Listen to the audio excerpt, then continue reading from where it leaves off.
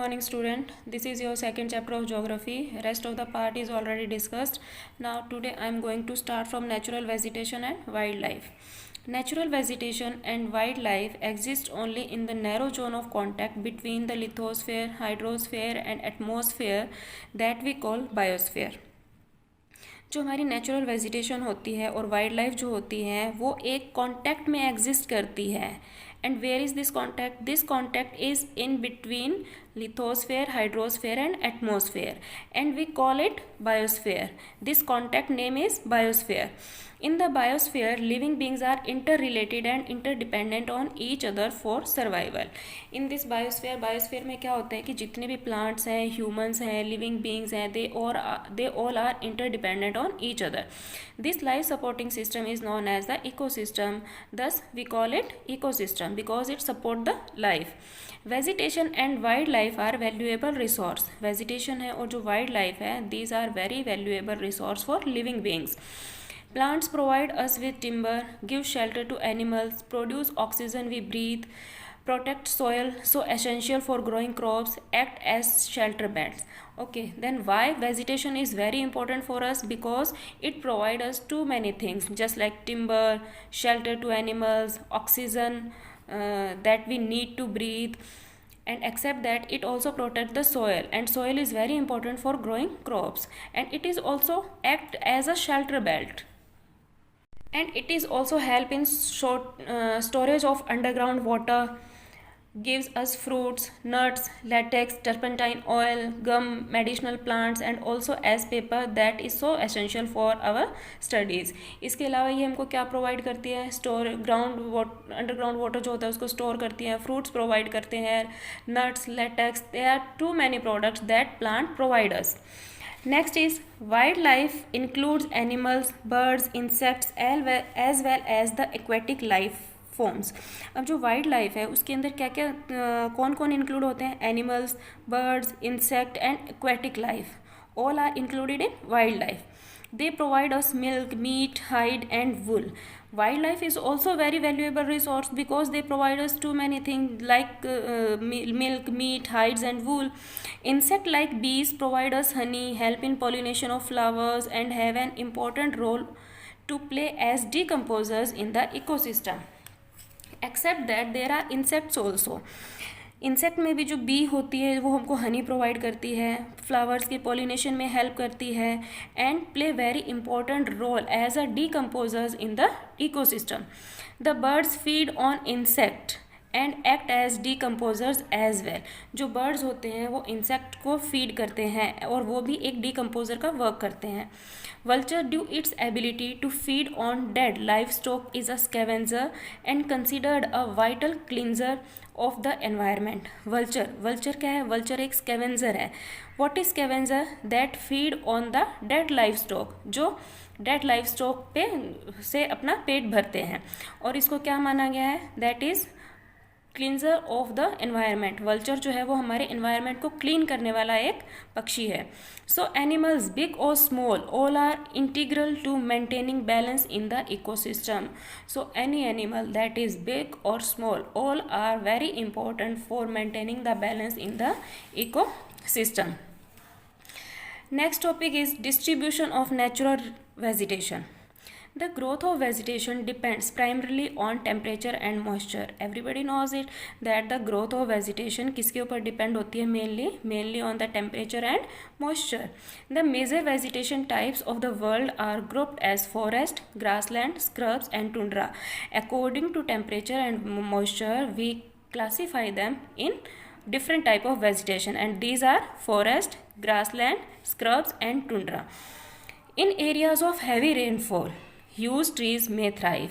वो एरिया जो heavy rainfall receive करते हैं वहाँ पर बड़े बड़े ट्रीज जो होते हैं वो ग्रो होते हैं. थ्राइव मीन ग्रो होना. The forests are thus associated with areas having abundant water supply. That is why in the area of heavy rainfall forests are grown. As the amount of moisture decreases and the size of trees and their density reduces. जैसे जैसे moisture का amount है, rain का amount जो है वो decrease होता जाता है, ट्रीज़ के साइज और उनकी डेंसिटी वो भी रिड्यूस होती जाती है। Short stunt trees and grasses grow in the region of moderate rainfall forming the grassland of the world. Then in the moderate area of rainfall what type of what does grow there? The grassland of the world grow in the moderate rainfall area. Thorny shrubs and scrubs grow in dry areas of low rainfall. जो dry regions होते हैं वहाँ पर thorny shrubs और scrubs plant जो है वो grow होते हैं। In such areas plants have deep roots and leaves with thorny and waxy surface. अब ये जो डेजर्टिक एरिया के जो प्लांट होते हैं उनकी रूट जो होती हैं वो डीप होती हैं एंड उनके जो लीव्स होते हैं वो थॉर्नी होते हैं और इनका जो सरफेस होता है वैक्सी होता है।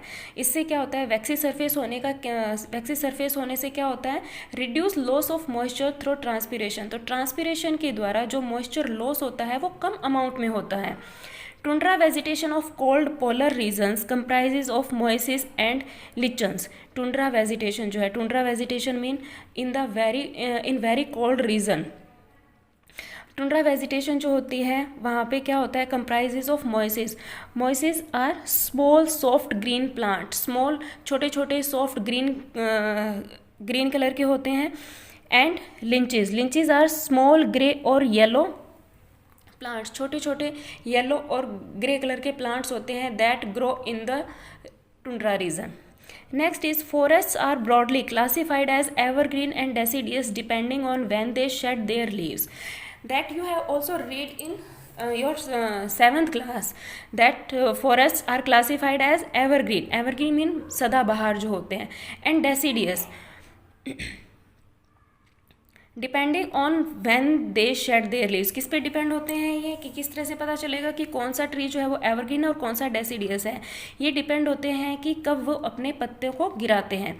Evergreen forest do not shed their leave simultaneously. Evergreen forest जो होते हैं वो कभी भी एक साथ अपने पत्ते नहीं गिराते हैं in any season of the year. Deciduous forest shade there leaves in a particular season. Deciduous forest जो होते हैं वो एक साथ अपने पत्ते एक पर्टिकुलर सीजन के अंदर गिरा देते हैं to conserve loss of moisture through transpiration. Both type of forests are further classified as tropical और temperate based on their location in different latitudes. अब ये जो दोनों टाइप के फॉरेस्ट हैं आगे जाके इनको क्लासीफाई कर दिया जाता है एज ट्रॉपिकल फॉरेस्ट और एज टेम्परेट फॉरेस्ट। और ये क्यों किया जाता है, वो उनकी लोकेशन के ऊपर बेस्ड होता है।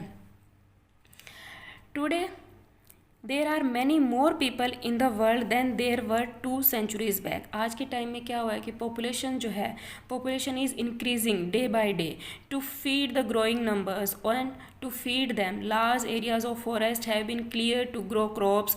तो ज़्यादा से ज़्यादा क्रॉप्स ग्रो करने के लिए क्या किया गया कि जो फॉरेस्ट एरिया है उसको क्लियर कर दिया गया। Forest cover all over the world is vanishing rapidly, that is why forest cover जो है वो गायब हो रहा है। There is an urgent need to conserve this valuable resource. So that is why we have to conserve this valuable resource. Next is conservation of natural vegetation and wildlife. Forest are our wealth. Forest जो होते हैं वो हमारी wealth होते हैं. Plant gives shelter to the animals and together they maintain the ecosystem. Plant जो होते हैं वो animals को shelter देते हैं. They provide too many things to living beings and also maintain the ecological balance. Changes of climate and human interference can cause the loss of natural habitats for the plants and animals. But now what happen at the changes in the climate is there and human interference is also there that cause the loss of natural habitat. इससे क्या है कि natural habitat जो है वो loss हो गया है plants और animals के लिए.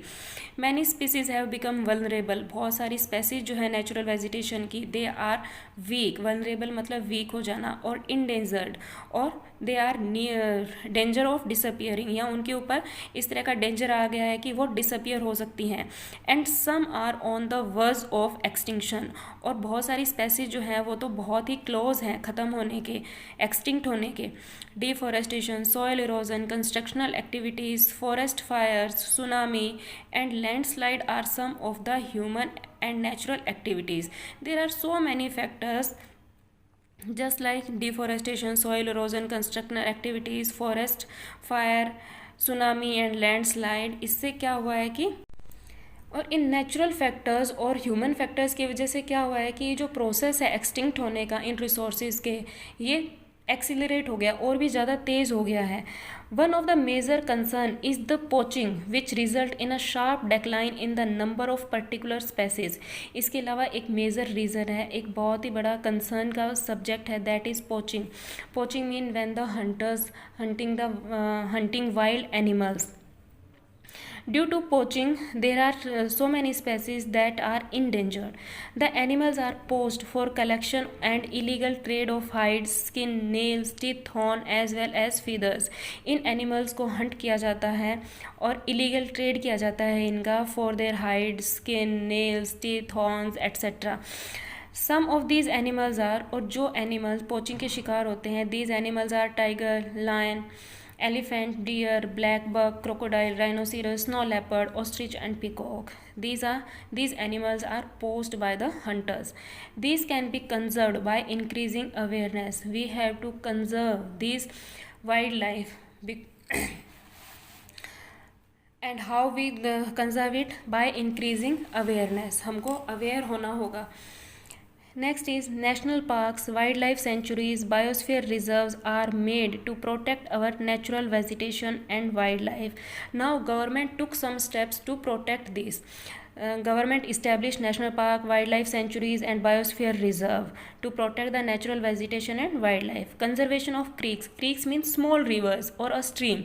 Lakes and wetland is necessary to save the precious resources from depletion. इसके अलावा conservation of small rivers, lakes, जितनी भी wetlands हैं उनको भी conserve करना ज़रूरी है. There is a balance in the environment if the relative number of species is not disturbed. कि हमारे environment के अंदर balance कब बनेगा? जब ये जितनी भी रिलेटिव नंबर ऑफ स्पेसीज जो है जब उनको डिस्टर्ब ना किया जाए. Human activities in a several parts of the world have disturb the natural habitats of many species. Human activities जो है, ह्यूमन का इंटरफेरेंस जो है वो नेचर के अंदर बढ़ता जा रहा है और उससे क्या हुआ है कि बहुत सारी स्पेसीज जो हैं उनका नेचुरल हैबिटेट जो है वो डिस्टर्ब हो चुका है. Due to the indiscriminate killing several birds and animals have either become extinct और are on the verge of extinct due to the indiscriminate killing. Continue killing of these animals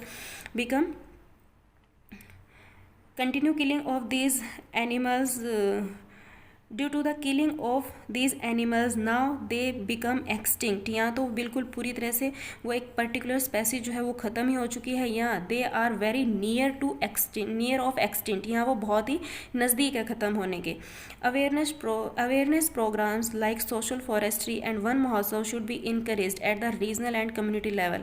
then awareness program to aware the people just like social forestry and Van Mahotsav should be arranged.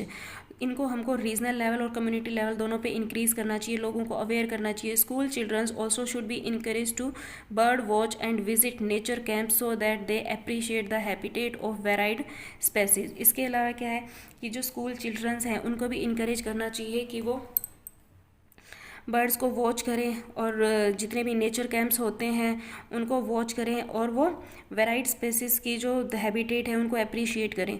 Many countries have passed laws against the trade as well as killing of birds and animals. बहुत सारी countries जो हैं उन्होंने laws को पास किया है कि इन wild animals को किल करना, बर्ड्स और एनिमल्स को किल करना और उनका ट्रेड करना जो है वो इलीगल है.